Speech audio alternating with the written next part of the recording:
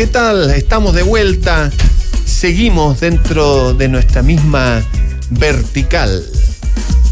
Transformación clave. Sostenibilidad. Estamos hoy día cargados a la sostenibilidad que nos gusta tanto.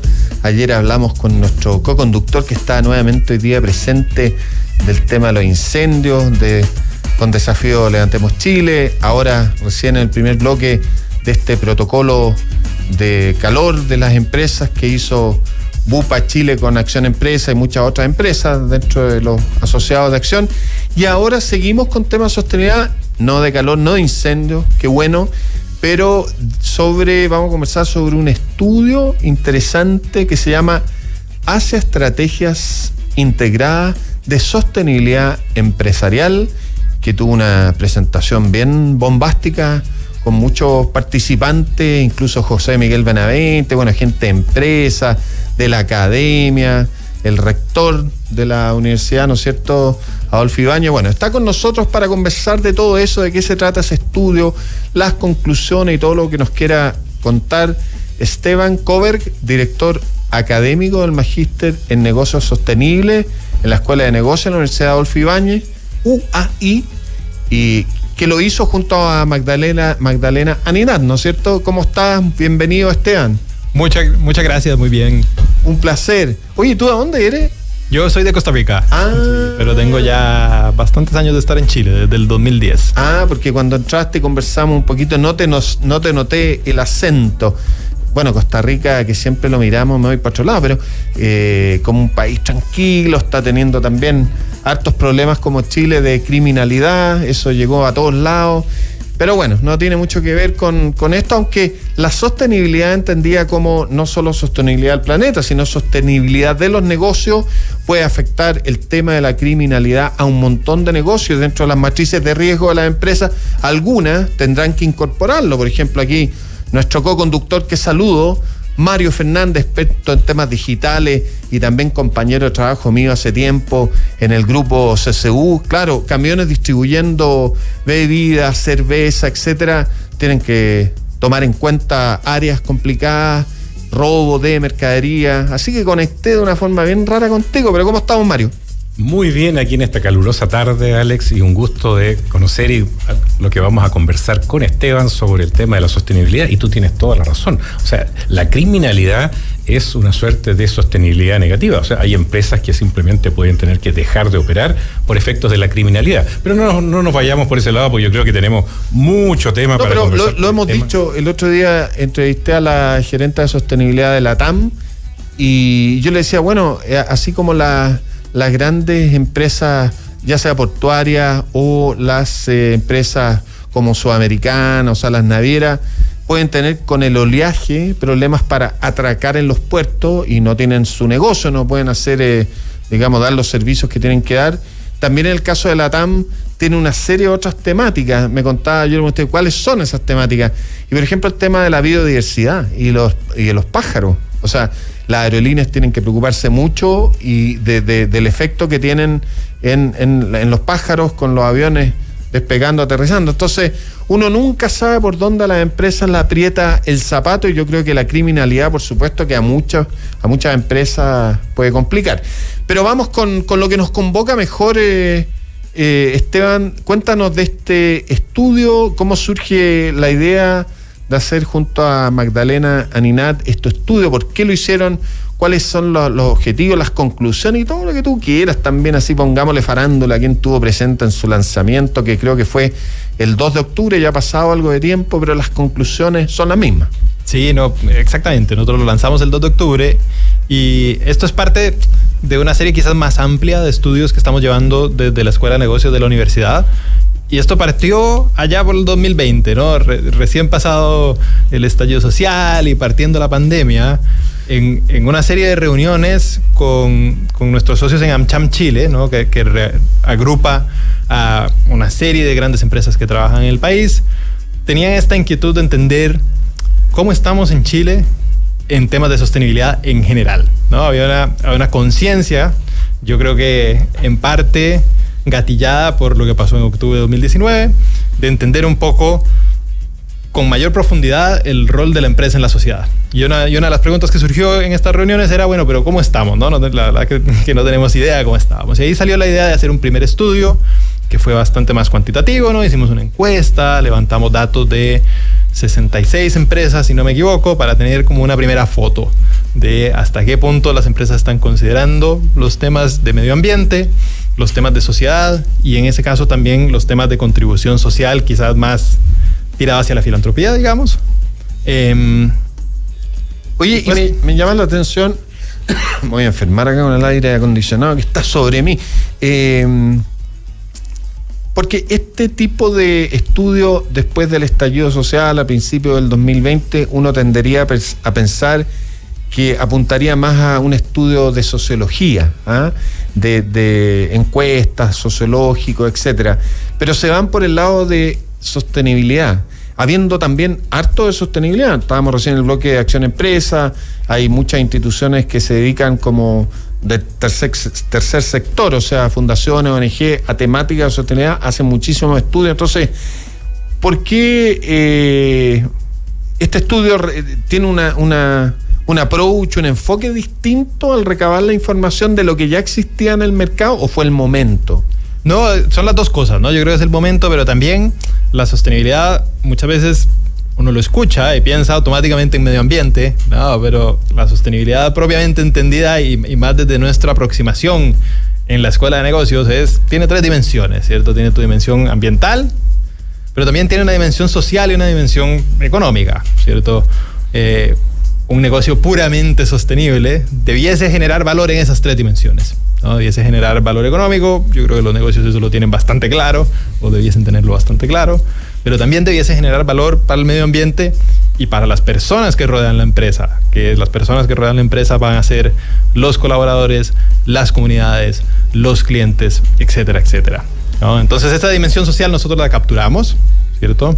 Pero también nos interesa entender, bueno, cómo estamos haciendo este encaje entre la parte social, la parte medioambiental y la parte económica, ¿no? Si dejamos de lado la parte económica, como dices tú, nos vamos al mundo del tercer sector, es otra cosa, ¿cierto? Entonces, para que la empresa funcione y sea sostenible, las 3 patitas tienen que estar funcionando. Y eso era parte de lo que queríamos levantar con el estudio, ¿no? ¿Cómo estamos en ese sentido? Y ahí obtuvimos unas conclusiones interesantes. Dale con las conclusiones. Disculpa, y el cómo estamos tiene que ver con cómo están las empresas enfrentando este tema, más que cómo está... ¿Cómo están las empresas enfrentando este tema? Cómo se organizan y establecen sus estrategias para enfrentarlo. Exactamente. Cuéntanos un poquito de eso. ¿Qué encontraron en las empresas? ¿Cómo están organizadas? ¿Quién maneja estos temas? ¿Y qué tanto han avanzado? ¿Quiénes más y quiénes menos? Claro, bueno, lo primero es que encontramos así como el gran highlight del estudio, ¿no? De ese primer estudio que hicimos, encontramos, como uno se podría esperar, 3 grupos de empresas. Algunas empresas que están partiendo en este camino de integrar estas dimensiones ambientales y sociales en sus estrategias, algunas empresas que están avanzando en esto y algunas empresas que lideran, ¿sí? Disculpa, yo echo de menos, ¿y no está el grupo de los que no hacen nada? Mira, yo creo que por el tipo o esa ustedes no la consideran porque no es parte de su foco. Yo creo que por el tipo de muestra que nosotros tuvimos, ¿no? Que son empresas grandes que participaron voluntariamente de este estudio, ¿cierto? Todas tenían algún interés en sostenibilidad. Ahora, cuando yo digo hay algunas que están partiendo, eso significa contestamos la encuesta y en realidad estamos en el nivel más básico, ¿sí? Versus otras que han avanzado de manera un poco más acelerada, ¿no? Entonces tenemos estos 3 grandes grupos y parte de lo que encontramos es que hay ciertas palancas que son como claves para que la empresa pueda organizar esto de una manera que esté alineada con lo que la empresa quiere hacer, ¿no? Porque la sostenibilidad no es igual para todas las empresas, ¿no? No hay una receta que yo pueda decirte, oye, A, B, C, D cosas tiene que hacer como empresa y con eso vas a ser sostenible. Porque varía, depende del tipo de empresa, depende de la industria, depende del sector, depende de tu propuesta de valor, depende de un montón de cosas. Bien, entonces encontramos algunas palancas que pueden ser comunes. La primera es el involucramiento de la alta dirección en temas de sostenibilidad. Sí, que suena obvio, pero no lo es tanto, ¿no? O sea, la pregunta del cómo lo estamos haciendo requiere, y no siempre se da, es el involucramiento. Los que lo están haciendo bien tienen y los otros no. Eso es lo que quieres decir. Exactamente. ¿Sí? En la medida en que la alta dirección de la empresa participe activamente de temas de sostenibilidad, ¿no? Tendemos a ver un mejor desempeño en las variables ambientales. ¿Cómo? Porque a mí en empresas grandes me llamaría la atención que el directorio, la alta dirección no está participando? ¿O tú te refieres a una participación con un comité de sostenibilidad que lo maneje, digamos, participen un par de directores del directorio más el gerente general y un par más el gerente de sostenibilidad? ¿A qué te refieres con que participen? Sí. ¿Eso? Miramos varias formas de participación. Uno es justamente lo que tú dices, que exista un comité de sostenibilidad a nivel de directorio. ¿Y quiénes son los integrantes? Claro, yo voy a explicar que los directorios arman distintos comités, el comité de auditoría, el comité de sostenibilidad, distintos comités donde ciertos directores del total se encargan más específicamente y tienen más reuniones que una vez al mes juntarse como directorio con la alta dirección, ¿no es cierto? Exactamente, justamente. Entonces, que exista este comité, ¿no? Que está dedicado a mirar estos temas. Otra opción, ¿sí? Que no es excluyente, ¿no?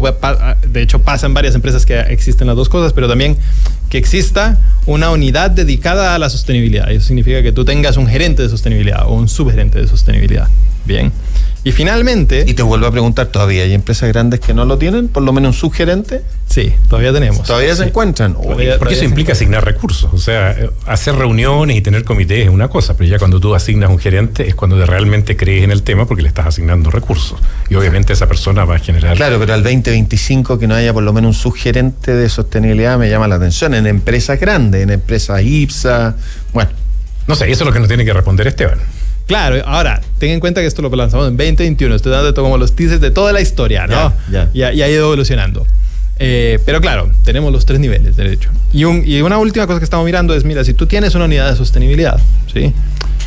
¿Cuál es la transversalidad que tiene esa unidad de sostenibilidad? Significa, ¿con qué otras áreas... está en la cultura? Claro, ¿con qué otras áreas funcionales trabaja esa unidad de sostenibilidad? ¿Sí? Porque muchas veces... Parte de lo que hemos visto en el pasado es que, y justo lo conversábamos con Mario cuando estábamos afuera, ¿sí? Que la unidad de sostenibilidad muchas veces está metida dentro de asuntos corporativos o relaciones públicas, ¿cierto? Pero tú le preguntas, oye, ¿tú te relacionas con operaciones? ¿Tú te relacionas con finanzas? No, ¿cierto? Entonces, eso es un indicio de que la sostenibilidad no está tan integrada dentro del core de ese negocio, ¿cierto? Es como mirando hacia afuera. Déjame comentar algo al respecto, porque efectivamente a uno que le tocó trabajar en industrias grandes donde el tema de la sostenibilidad empezó a aparecer unos años atrás, y la verdad es que al principio se miraba con bastante distancia. Entonces ya se fueron nombrando estos cargos, fueron apareciendo, y al principio siempre se ubicaban, no sé, donde cabían mejor, digamos, y ahí trataban de hacer lo suyo. Pero eso ha ido cambiando en el tiempo y han ido adquiriendo relevancia. Hoy día estos son cargos bastante claves para todas las empresas, así que me imagino que todo esto tiene que ver con este proceso evolutivo, donde hay empresas que están mucho más adelantadas, porque para ellos también el proceso es más crítico, que para otras que están recién iniciando ese camino. Claro, absolutamente, ¿no? Absolutamente. Y es parte de lo que queríamos mostrar con este estudio, ¿no? Tenemos empresas avanzadas, tenemos empresas que están partiendo y tenemos empresas que están como en el medio, ¿sí? El estudio que lanzamos ahora recién en octubre es un estudio mucho más cualitativo, ¿no? Basado mucho más en entrevistas, también tomando de los datos cuantitativos, pero mucho más basado en entrevistas también para poder entender justamente cuál ha sido este tránsito que han hecho las empresas que están más avanzadas, ¿no? ¿Cómo creas tu comité de directorio? ¿Cómo haces que tu gerente de sostenibilidad tenga llegada con las áreas funcionales del negocio, ¿cierto? Porque una cosa que, aunque ustedes no me crean, pero una cosa que hemos visto en algunas de estas entrevistas es que los gerentes de sostenibilidad nos dicen... No me dan pelota, como decimos en Chile. Claro, no me dan bola. Es muy difícil que el negocio me dé bola, ¿no? Porque ellos tienen sus propias prioridades, etcétera. Entonces, ¿cómo haces tú para que efectivamente cuando el gerente de sostenibilidad cita una reunión o quiere lanzar una iniciativa, etcétera, etcétera... O cuando pida a Lucas que tenga el presupuesto, ¿sí? Claro, esto parte por ahí, la asignación de los recursos. Ya, pero por último eso viene desde arriba, pero ¿cómo hacer que con sus pares y con otras áreas le den bola o pelota, dependiendo si es Costa Rica o Chile? Claro, exactamente, ¿no? Entonces, este estudio busca mostrar algunas estrategias efectivas para empezar a integrar la sostenibilidad, lo que han hecho las empresas que lo tienen más avanzado, ¿no? Y parte de lo que nosotros encontramos ahí es que una visión de largo plazo desde arriba es fundamental, ¿cierto? Esta visión de largo plazo que tiene el liderazgo de la empresa es un habilitador fundamental para avanzar hacia la integración de la sostenibilidad dentro del negocio. Bien. Otro habilitador fundamental es la cadena de valor, ¿cierto? ¿Cómo está la cadena de valor? No sé, mirábamos, por ejemplo, en industrias muy intensivas en recursos naturales que quizás no tienen una convicción profunda desde los dueños o desde el liderazgo de la empresa, pero su cadena de valor exige ciertas prácticas de sostenibilidad que van mucho más allá de la base regulatoria que tenemos. O que están muy expuestos a la crítica social, digamos. En consecuencia, parte de su negocio depende de que tengan unas buenas políticas de sostenibilidad. Y en este caso, con énfasis, bueno, en lo social y en lo ambiental. Claro, están súper expuestos y además su base de clientes o su base de proveedores está exigiendo que se adopten este tipo de medidas. Eso no importa tanto si no creen, porque están obligados a ejecutar igual. Exactamente. Y hay varios habilitadores, ¿no? O sea, hay varios habilitadores y hay varios movilizadores, ¿cierto? Porque uno a veces piensa que, oye, quizás solo las empresas que realmente creen o donde tengo un dueño que está convencido, se lanzan a transitar en este camino. Y en realidad no es así. Hay una serie de movilizadores que empujan a la empresa a integrar la sostenibilidad ambiental y social en el negocio. Uno es como dices tú, ¿no? Necesitan el apoyo de las comunidades, necesitas el apoyo de la gente, necesitas el apoyo de tus clientes. Bien. Otro es la regulación, ¿no? Parte de los hallazgos de nuestro primer estudio es que las empresas que están en sectores más regulados tienden a estar más avanzadas en esto, ¿sí? Así como aquellas que están más expuestas al escrutinio público.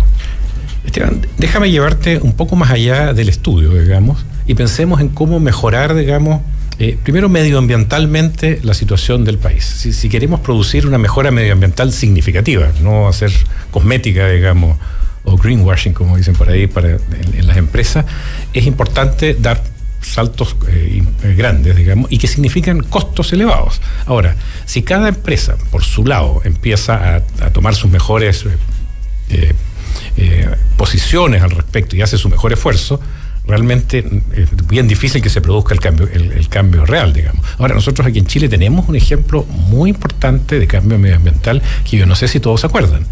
El aire en Santiago, y Alex, que ya es un hombre mayor, digamos, se acordará cuando era pequeño, que respirar en Santiago era realmente no complicado. Tanto como tú, pero sí. Ese comentario no era necesario, pero realmente... Yo lo noté como algo que me miráis con sorna, ya.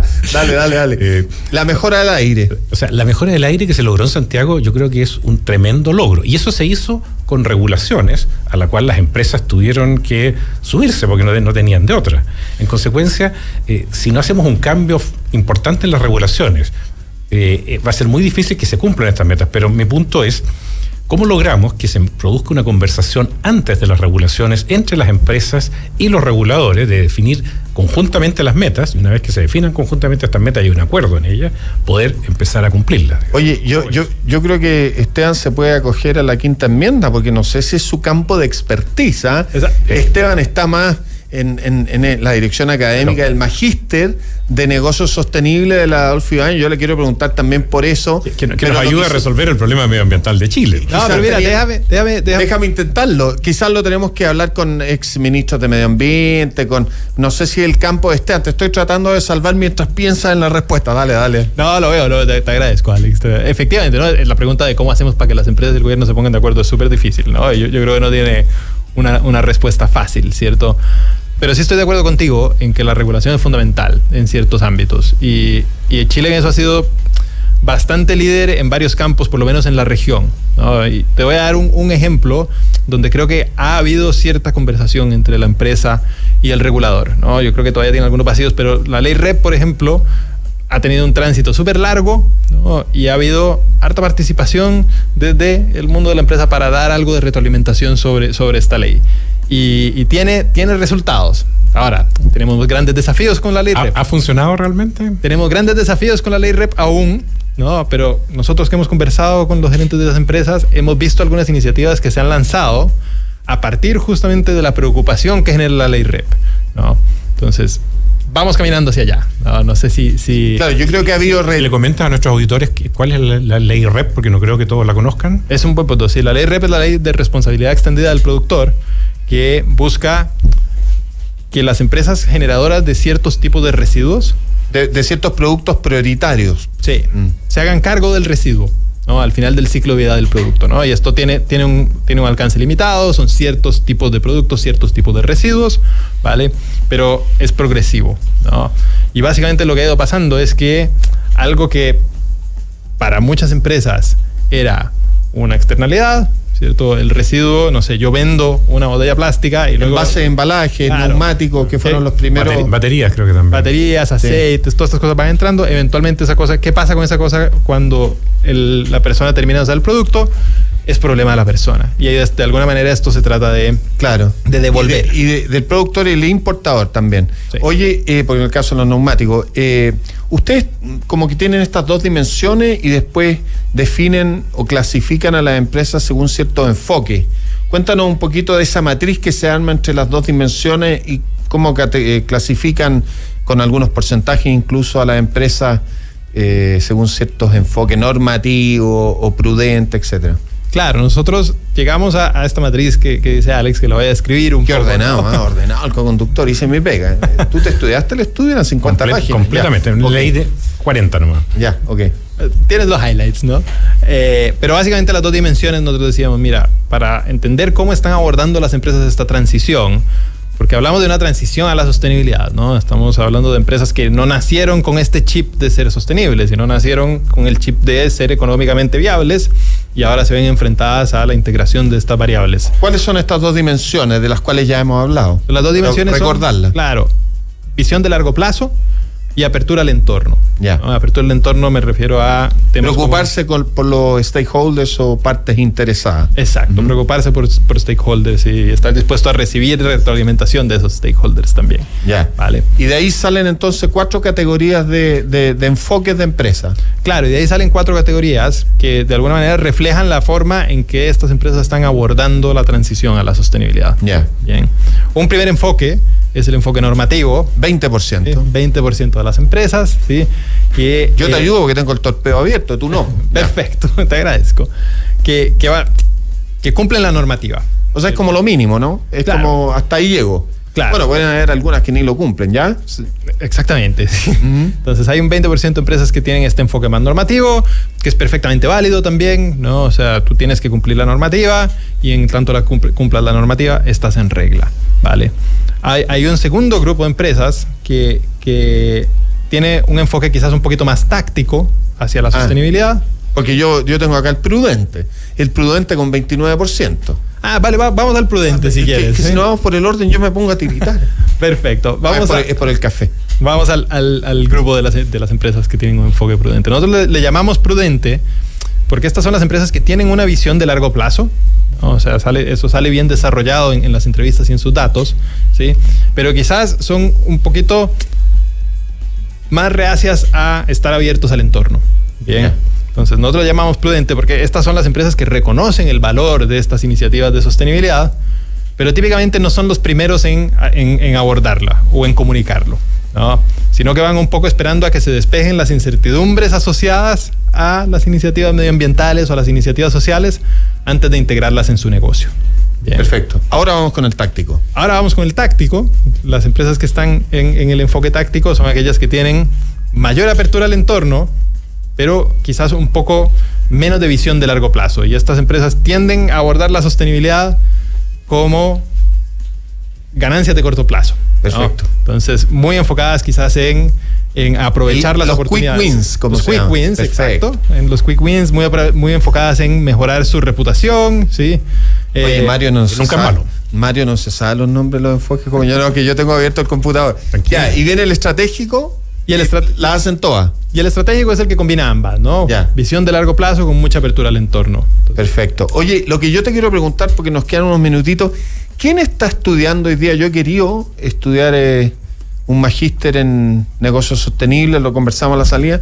Oye, ¿quién está hoy día estudiando? Así que yo me acuerdo, por ejemplo, hace un par de años que temas de transformación digital se estaban metiendo de distintas profesiones, lo mismo, no sé si MBA, pero ciertos estudios, bueno, sí los MBA, abogados, incluso ingenieros comerciales, distintas profesiones también en temas de transformación digital, pero ¿quiénes hoy día son los interesados por hacer un magíster en negocios sostenibles? Mira, es súper interesante el público que tenemos en el magíster, porque es un público bastante heterogéneo, ¿no? Le comentaba también a Mario antes, tenemos desde las personas que están liderando las áreas de sostenibilidad en sus organizaciones, léase los gerentes de las áreas de sostenibilidad, los subgerentes de las áreas de sostenibilidad, que muchas veces cuando conversamos con ellos durante el inicio del programa, nos cuentan que han sido como autodidactas, ¿no? Porque esto de la sostenibilidad es un mundo que está en desarrollo y como que vamos aprendiendo. Es un tema nuevo, así que tiene que haber mucha demanda por parte de toda esta gente que está incorporada en estas áreas. Oye, pero déjame terminar, porque muchos gerentes, subgerentes, grupos etarios, profesiones. Exacto. Entonces tenemos... ¿Qué profesiones? En cuanto a profesiones, es súper heterogéneo. Tenemos desde abogados hasta ingenieros, periodistas, sociólogos, ¿sí?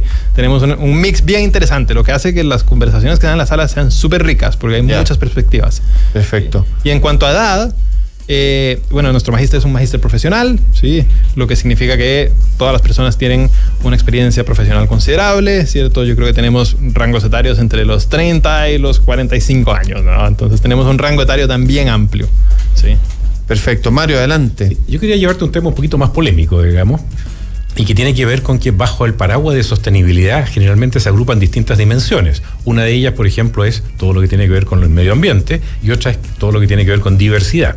Entonces, ¿cómo hacemos para que frente a un cambio político, vemos lo que está pasando ahora en Estados Unidos, donde hay ciertas empresas que están revirtiendo ciertas políticas de diversidad, eso a su vez no afecte otras políticas que sean medioambientales, porque efectivamente el planeta es una cosa y los temas más políticos o de diversidad son otros? Cada uno debiera correr por carriles distintos de tal forma que no caiga todo esto bajo un solo tema que finalmente pueda terminar siendo o bloqueado o rechazado por ciertos sectores. Muy corto, porque nos tenemos ya prácticamente que saludar a nuestros auspiciadores y irnos. Así que adelante. Ya, súper cortito. Necesitas que tus iniciativas de sostenibilidad estén alineadas con tus prioridades de negocio, con tus riesgos y con tus oportunidades. En la medida en que tú como empresa quieras seguir la moda, ¿sí?, vas a terminar como estas empresas en Estados Unidos que tuvieron que echar atrás ahora que cambió el viento político. Hay otras que no lo hicieron. No creían tanto en ello, entonces. Esa es mi impresión.